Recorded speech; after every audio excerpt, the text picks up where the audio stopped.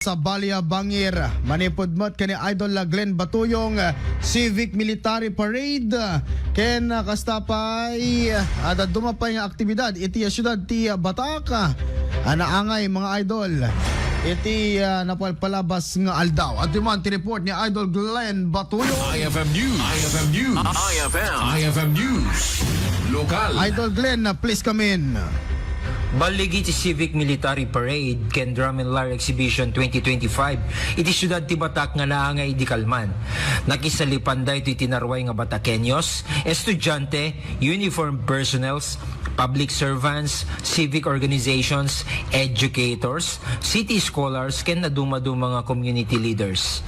Ti pinagtitimpuyog di maysa nga komunidad ket mangipakita ti disiplina aglalo no kakadwada iti maysa nga pasken kas kuma iti Civic Military Parade ken Drum and Lyre Exhibition iti nasao nga syudad. Daytoy nga pabuya ket nangipakita ti talento ken koordinasyon tunggal maysa nga nakipagpartisipar nga nang paneknekmet nga amin nga rapap ti syudad ket kaya da nga maragpat no agmay maysada. Kas pamaneknek imbaga ni Mayor Marky Chua iti Batak City ket mas pay nga tumibker ti sumarsarunupay nga panpanawen. Ang tunay na lakas ng komunidad ay nakikita sa pagtutulungan, sa pagbibigay ng oras, galing, malasakit para sa kapwa at para sa bayan.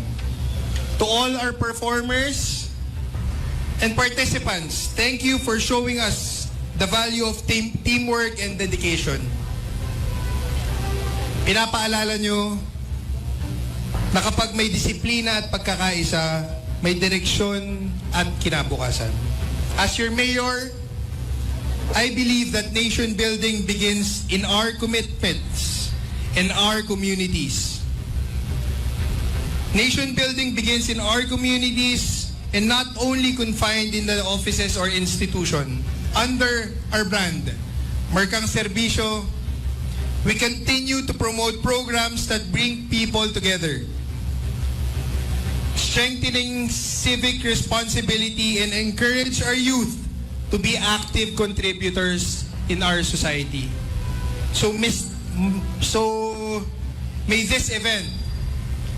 this event remind us of the importance of helping our country by starting with helping each other.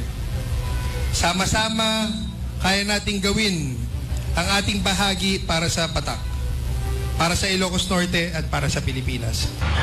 Kas pa naglipas ti programa nagbalin nga Drum and Lyre Champions dagiti estudyante ti City of Batak National High School para iti secondary category ken dagiti estudyante iti Catalino Acosta Memorial Elementary School para met iti elementary category.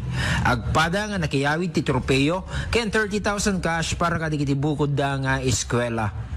Para iti IFM News, Idol Glenn Batuyong, Tatak RMN.